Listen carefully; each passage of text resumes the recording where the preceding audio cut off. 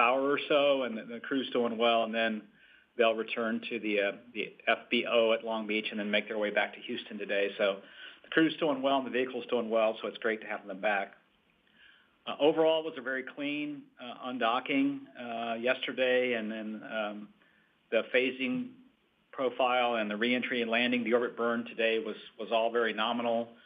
The deorbit burn worked perfectly. This is the first time for the Commercial Crew program we deorbited with the trunk, the fourth overall for SpaceX. And again, the whole activity of moving to the West Coast was really to protect the public and avoid leaving the trunk on orbit, and that's been working out very well for us. So the parachute performance was really good. We didn't really see anything off nominal with the drogue performance, the two drogues or the four main parachutes. The inflation of those two drogues was nominal. You might have seen on the video the drogues floating down after main parachute deploy with the door. That's very nominal. All four mains came out just fine and inflated as we expect.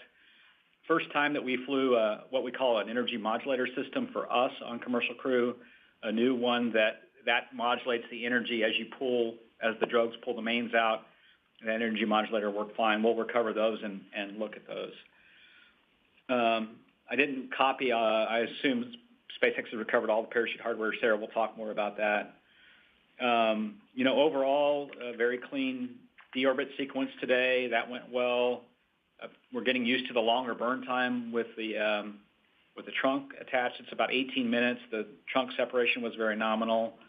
The nose cone deploy was very nominal. About the only thing that was of interest is one of the water ballast pumps on landing didn't run. There's two redundant pumps that pump water into the vehicle post-landing. One of the two pumps didn't function. We think that was due to a power converter issue, and so we'll work for that as we turn this vehicle around. A lot of learning with the weather heading to the West Coast. There's a series of islands around our three landing sites. Of course, today we landed off the coast of San Diego. It's very fitting if I think back, 5 years ago and maybe a week, we landed Bob and Doug at Pensacola. And here we are pivoting to the West Coast 5 years later and landing off San Diego. We worked a lot of the weather the last few days. In particular, we watched the ceilings very carefully. The helicopter operations need to occur at a certain altitude, so we watched the ceilings and the winds, and we found a really good opportunity today, and it worked out. The winds were about 5 knots at landing, about 3-foot seas, maybe a little bigger swells than maybe what you're used to for a Gulf Coast landing or an Atlantic landing. And then, of course, the marine layer, you could see an overcast layer at about 1,000 feet that we worked through for the helicopter ops. One other operation that was performed today by SpaceX did a great job of managing the propellant for this longer burn. We didn't want to swap tanks during the deorbit burn, and so they have a very innovative GNC technique to manage propellant usage for a waste burn that we do before we execute the big deorbit burn. Overall, the mission went great. Glad to have the crew back. Now we'll turn our attention in the months ahead to the Crew-11 certification to get up to 8 months or 270 days to give us some operational flexibility on how we plan our missions into next year. Again, I want to thank the NASA team, the SpaceX team. SpaceX did a great job recovering the crew again on the West Coast. It was about a 2-year effort to get to this point, and I can't be more excited for the team. And now I'll turn it over to Dina. All right. Well, thank you, Steve. And thank you to everyone who's joining us today. Like Steve, I was pretty happy to see the Crew-10 team back on Earth. They looked great, and they are doing great. Some trivia I was handed is that this was a 148-day mission. The crew spent 146 days on the International Space Station. They orbited the Earth 2,368 times and traveled over 63 million miles. So, after the Crew-11 team arrived at ISS last Saturday, they had a great handover with the Crew-10 guys, and Zena, Mike, Kimmy, and Oleg have kicked off their stay well. They're very prepared, and they're doing great on board. That handover time frame, the Crew-10 guys basically reviewed some things with the new Crew-11 guys on board, along with Johnny Kim, who's on board. For example, the emergency equipment locations, how the exercise equipment operates in great detail. They also had a change of command ceremony, and we transferred ISS command from Takuya Onishi to Sergei Ryzhikov. And I'll just note that Mike Fink is going to take over command of the station later in this increment when Sergei departs. So during the handover period, we also had 2 JAXA crew members on board, and it was really great to see that for the Japanese Space Agency. It was the first time since 2021. I wanted to take a moment to highlight some of what Crew-10 accomplished when they were on board. First there were 5 visiting vehicles that arrived during their stay there and 6 that departed. So that's a lot of packing and unpacking. But in terms of research, they completed over 200 experiments, and along the way, hundreds of hours of public engagement as well. And their research is going to help us in going to the moon and Mars, and some of it was targeting furthering our efforts to enable a commercial low Earth orbit industry. Some examples. My first example, they had a study that looked at radiation and gravity environments and how those affect plant growth. Specifically, there was some data that was gathered during their timeframe, Crew-10 timeframe, and they're going to compare that data with data from plants flown aboard the Polaris Dawn mission. That was a SpaceX mission which flew deeper into space, higher altitude than ISS does relative to the Earth. And they're going to study the difference that those conditions make in the different orbital altitudes. Another interesting experiment that Crew-10 did, they studied the microgravity effects on the protein yield of microalgae. And so this is something that can help us with meat and dairy alternatives that can be sustainable during longer duration space missions. And then just this past week during handover, Nichole conducted an experiment called Sailing to the Stars. And in this one, she deployed some small sails out of cubes. She was inside the cabin, just trying to understand how sails deploy in microgravity. And that'll help us with future spacecraft and cube satellites. Also, if you recall, Anne and Nicole conducted a successful spacewalk back on May 1st. It was Nicole's first spacewalk and Anne's third. And during that spacewalk, they relocated a space station communications antenna. They installed brackets for future solar array upgrades, and they installed a power jumper. So looking ahead, station continues to be busy, and so hot on the heels of the crew arriving, CRS-33 is going to launch later this month. It's a cargo flight, and it has the new reboost capability associated with that. Then after that, in September, we've got Progress 91 undock and Progress 93 launch. Northrop Grumman has got a flight called NG-23 that's happening in September. It's a cargo flight. And we have JAXA's HTVX maiden flight in October. And all of these are very important cargo flights for us. Looking forward to all of them. And then our next crew exchange will be on a Soyuz, which is a Russian spacecraft, in late November and early December. So we will be celebrating 25 years of continuous human presence on board ISS in November. I really want to thank the amazing international ISS teams that ensure our continued safe operations. And I would like to thank the extremely dedicated SpaceX Commercial Crew Program, Coast Guard, FAA, Navy, all the teams that ensure that these Dragon crew rotation missions reliably get our crew to and from ISS to conduct our unique mission. And with that, I'm going to hand it over to Sarah.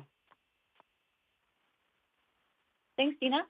Well, I'm excited to join everyone today in welcoming Dragon and Crew-10 safely home after, Dina, I think you said 147 days on orbit. For us, each and every mission is unique and meaningful here at SpaceX, and that certainly goes for Crew-10 as well. So Crew-10 represented a full circle of Dragon innovation and how collaboration helps make human spaceflight possible. This mission is truly the perfect example of human spaceflight being the ultimate team sport. Let me explain. So in March of 2019, we launched our first Crew Dragon demonstration mission, Demo 1, to the International Space Station with our zero-G indicator Little Earth on board. We've been flying cargo missions to ISS for many years already, but the intent of Demo 1 was to demonstrate SpaceX's capabilities to safely and reliably fly astronauts to and from ISS as a part of NASA's Commercial Crew Program. So it was a new configuration of Dragon with seats and consoles instead of cargo racks, and a brand new launch escape system to protect the crew on board in the event of any in-flight issues with the launch vehicle. And onboard ISS at the time, awaiting Dragon and Little Earth, Crew Dragon's first passenger, if you will, was NASA astronaut McClain, who had worked with SpaceX teams years prior to provide that critical crew perspective as we finalized the design. So she helped us with development.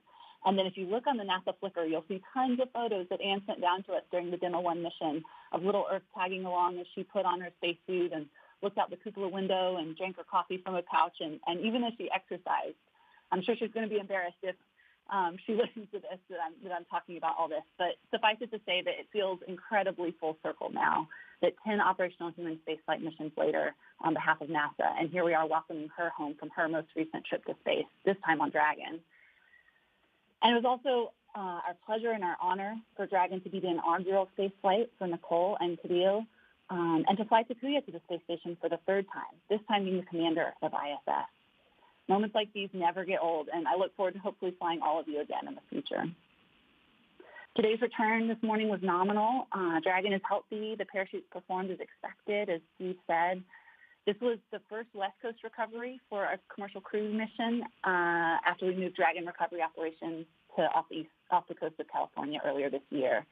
So the crew is on their way home now, and soon the recovery teams will start to ready Dragon for its next flight. As mentioned during our post-launch briefing, we're already looking ahead to the launch of Cirrus-33 in just a couple weeks. It's targeted to be our 50th Dragon launch to the International Space Station. And if you can believe it, we've got our flight readiness review for that mission in a few days. I think it's on Tuesday. So no rest for the weary, although I would call the SpaceX team anything but weary. We're about as gung-ho as it gets to be a part of all this. But I look forward to talking to you more about the Cirrus-33 mission during that next briefing right before that launch. And I want to extend a huge thank you to everyone involved, NASA, JAXA, Roscosmos, and all the West Coast entities that helped support today's recovery operation and made it a safe operation. So welcome home, Crew-10. We're excited to have you back on Earth. And with that, I'll pass it to Kawasaki-san to share some words. And I just want to say it was an honor to get to know you better at the Crew-11 launch last week, and look forward to your opening remarks, Kawasaki-san. Thank you, sir.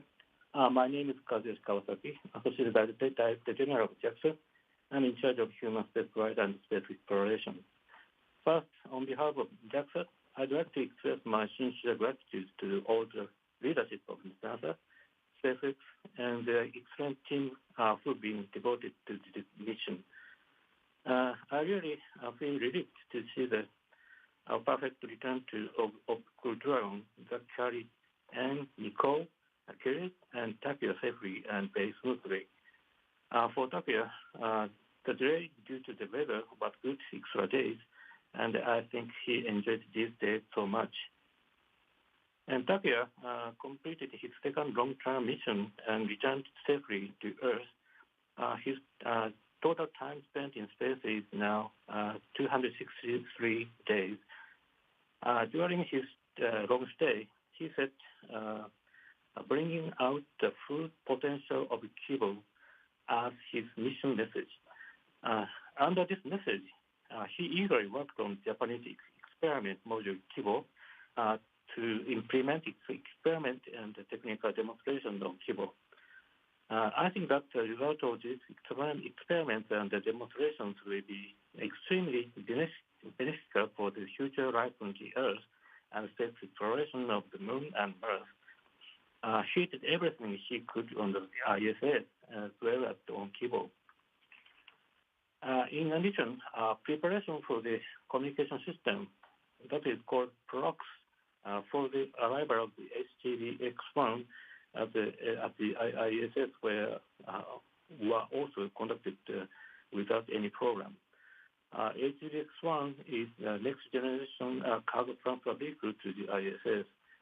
And this, if HTV-X1 arrives at the ISS during another Japanese astronaut Kimiya Yui's stay, I believe that the Kimiya will be capturing the HTV-X1, and I heard that he is eagerly looking forward to the capture.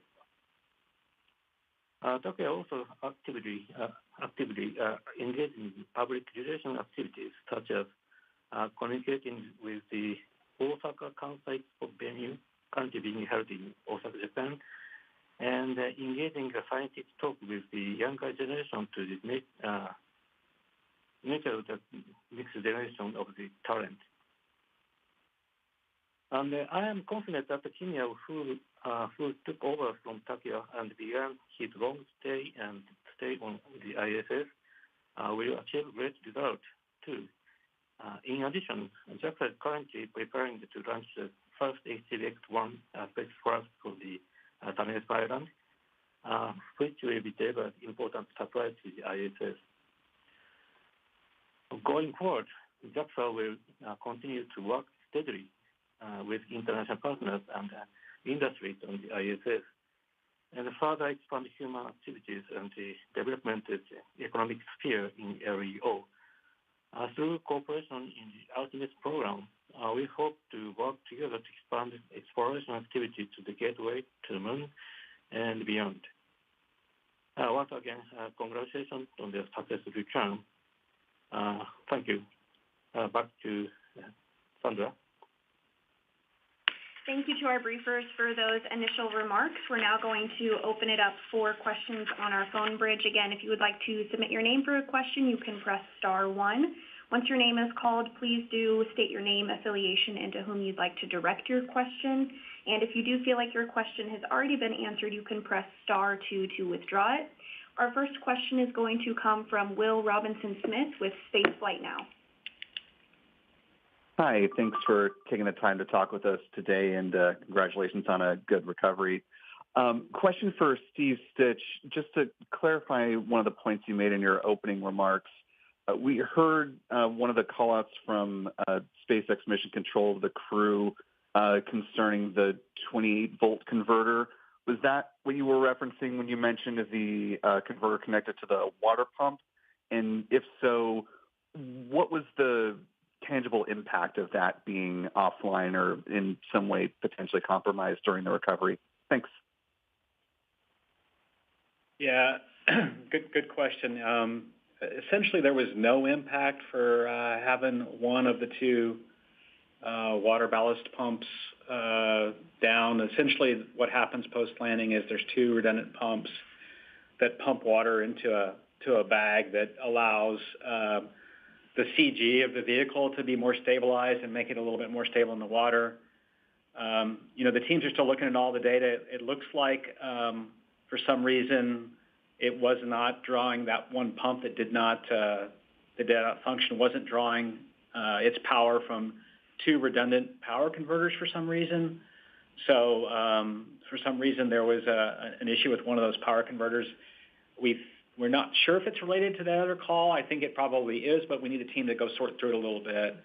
And that was one message that the crew got, that the SpaceX ground team did a good job of relaying information to the crew about. So hopefully I answered your question.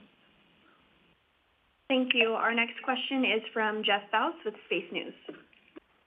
Good afternoon. Question for Steve and Dina. You mentioned the ongoing work to certify an extended stay for Crew Dragon at Space Station. At what point do you need to make a decision on how long Crew 11 will stay at the station in order to plan for Crew 12 and other station operations? Thanks. Yeah, that's a good question. We think we have maybe a couple of months worth of work to do to look at all the data. As I talked about pre-launch, we had an extensive amount of work to do to extend the Dragon certification to 6 months. So I think we'll know, in the next couple of months whether it's feasible, and then what we'll do is just work with Dina and Dana and the station program and figure out when the right time is. Right now we're kind of looking already at a potential manifest as if we could extend the flight and laying out those manifests. But again, we can adjust if for some reason we don't get to the 8 months. Right now we feel pretty confident. We've flown one flight already at 7 months, and I'll see if Dina has anything else to add. No, I'll just say, looking ahead to the spring, it's a matter of vehicle traffic and spacewalks and that essentially trying to deconflict everything Otherwise, and right now, for example, we have a progress exchange that happens in late March, but we're still working on the dates. And we have some other vehicle traffic that we're looking at and a Russian spacewalk. So it's that sort of thing that we'll work around, but it's really, those decisions can be made a little bit later from that perspective. Thank you both. Our next question is Ryan Catan with NASAspaceflight.com. Hi, thanks for doing this. My question is for Sarah. Casting our minds back to last week, Crew-11 saw the final landing at Landing Zone 1. I'm just wondering if you have any timelines for getting new landing zones online at 39A or Pad 40. Thank you. Hey, I'm so sorry. I have not been following along the latest on this. I do believe that lease runs out this year, and so we've been standing up other landing zone options, but I'll have to follow up with you on the specifics. Thank you. Next up, we have Manuel Mazzanotti with Exploration Espacio. Thank you. Manuel Mazzanti from Exploración Espacial. Along the previous questions regarding the potential extension of the mission, I'm assuming that will define when you can decide the NASA astronauts integrating Crew-12?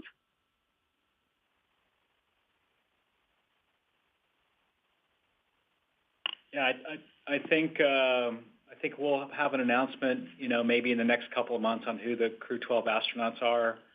I don't think it really has to do with the mission duration. We just need a little bit more time to release those, and so hopefully in the next couple of months we would be able to release the Crew-12 crew complement. Yeah, I think actually looking at all the puts and takes, and what we're trying to do is make sure that we fully understand all the cargo that we have on board, everything that we're doing in the next year. We can make a decision even a little later than a couple of months from now. So I would just say, we'll be working closely, with our agency on that selection a little bit later this fall. Thank you. Next up is Marcia Smith with SpacePolicyOnline.com. Thanks so much for taking my question. I'm wondering what your current agreements are with Russia about crew swaps. How far into the future do those go? And did you make any new agreements when Bakanov was here about crew swaps or any other aspects of space station operations? Well, first of all, I'll address the second part of the question. We did have a good exchange between the two agencies and our cooperation, continuing on ISS. The crew exchanges, we're working on a future crew exchange agreement right now, but it has not yet been signed off by all the different parties involved. But we have, I believe it's out through the end of next year. We have that fully assigned and agreed to. And then we have a maybe philosophical agreement, and we're still finalizing the paperwork for an extension past that. Our next question is from Micah Maidenberg with the Wall Street Journal. Yeah, hi there. For Steve, maybe for Sarah, just curious if the shift in landing to the Pacific and kind of getting through the first recovery operation, are there any lessons to sort of glean for Artemis 2, which is, of course, coming up fast and would end with a Pacific splashdown? Thanks.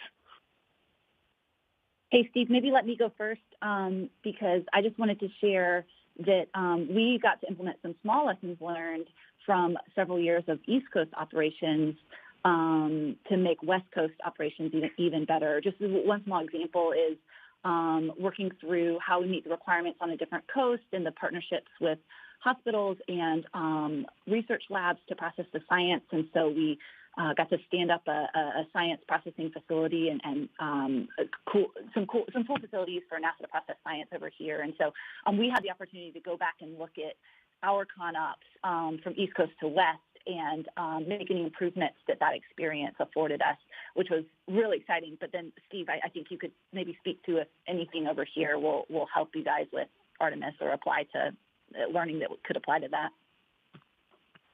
Yeah, thanks, Sarah. Of course, the concept is a little different for Artemis recovery with the Navy well-decked vessel that essentially Artemis, or the spacecraft, is towed into. So I know they've been practicing multiple times over multiple years for that operation. But in particular for this flight, we did fly two U.S. Navy helicopters from the Navy with NASA personnel on board to take imagery of the parachutes, and that was done specifically. Well, first it'll help us understand parachute deployment dynamics and see if there's anything off nominal that we need to continue to watch on parachutes. But secondly, they intend to use that same operation for Artemis. And so today was a bit of a dry run for how the helicopters would fly at the various altitudes, and then how they would operate the optical systems to obtain the imagery. And so we were very happy as a commercial crew program to fly those helos on this flight. We'll learn from it, and I'm sure Artemis will have some learning. And again, every time we have any major lessons learned, we do pass them on to Artemis. The recovery operations are a little bit different, and but anything that we can do to share information, they use the same, not for primary recovery, but if there's a crew rescue that's required for a worldwide rescue, Artemis uses the same capability that we have pioneered working with the Department of Defense across the world. And so we continue to pass lessons learned from the use of those assets as well. Thank you so much. And I do believe that Dina had a little bit of additional information to provide on the integrated agreement. So go ahead, Dina. I do. Yep. So looking it up from a Soyuz perspective, we have an agreement out for Soyuz launch in 2026, which lands in 2027. And then we have SpaceX launches for integrated crew up to one flight in 2027 and are working on the flights after that.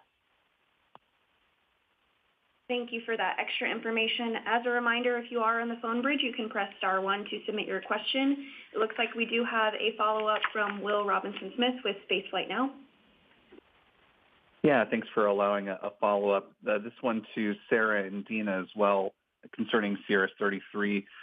Sarah, with the Dragon going to be performing boost operations on station, I imagine there's going to be, of course, more propellant on board that vehicle. And so I wonder, what exactly is the increased volume of prop on that Dragon?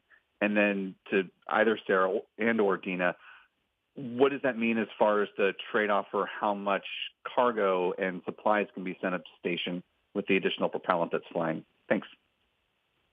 Hey, so I would call the boost mission one small part to supplement a huge internationally collaborative operation, right? So altitude maintenance or orbital maintenance is something that ISS continuously has to perform. That's largely performed by the Russian segment. But now we're in a season where there's other objectives. I know ISS, and Dina, maybe you can talk more about this, is trying to store up reserves on ISS to prepare for eventual deorbit. And so we're also in a season with pretty unprecedented solar activity. That's kind of a cyclical activity where it creates more drag on the space station, and you have to do more of these maneuvers. So we're providing some supplemental prop to perform 4 or 5 burns for ISS for different activities, be it just altitude raise or to position ISS for a specific dynamic activity. So just trying to help out during this season of high drag. And I think we're performing 4 or 5 burns. It imparts something like 9 meters per second of delta V to the integrated stack of ISS with this one trunk module. Okay, and then I don't have the details on the volume of propellant stores, but I'll just add that this is a really significant mission for us, being able to show that we can reboost using the SpaceX trunk from the forward end of ISS. It's a big integrated spacecraft scenario, essentially working closely with our Russian counterparts. This particular mission, is a much longer SpaceX mission. This allows us to keep the vehicle on board, has us keeping the vehicle on board through the end of December at least, while we work to perform all those burns and boost the ISS and use as much propellant as possible. We're trying to really help build up the Russian segment propellant stores. as Sarah mentioned, it's a very high solar cycle happening right now, and so any additional help we can provide to do that is great. It helps us with our discussions with our Russian counterparts, and eventually helps us as we go towards deorbiting the ISS. So it's an overall hugely helpful mission. Very much looking forward to it. And I believe there's no decrement really to up mass because, as is typical, we're volume limited on our internal type of manifest and all of the supplies that we bring up. So it's not really an up mass impact. Yeah, that's right. A full capability in the capsule. This module, this boost module displaces the opportunity to fly external payloads in the trunk, but full cargo capacity in the pressurized section. Thank you both. We do have another question from Marcia Smith with spacepolicyonline.com. Thanks for letting me ask a second question. It's to Dina and perhaps also to Kawasaki-san.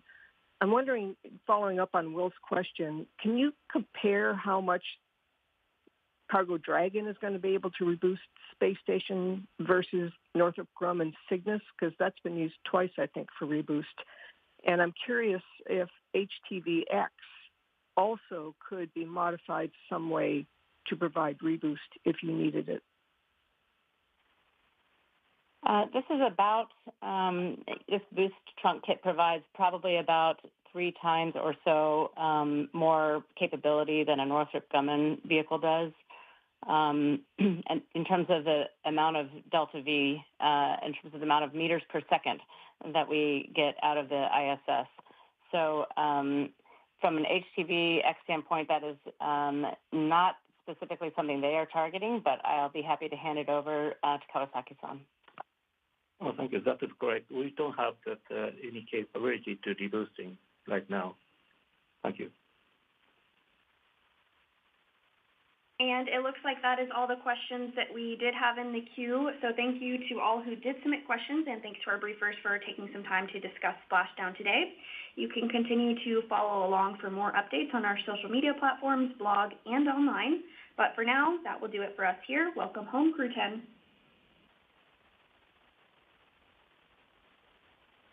Thank you. That does conclude today's conference call. We appreciate your participation. Have a wonderful day, and you may disconnect.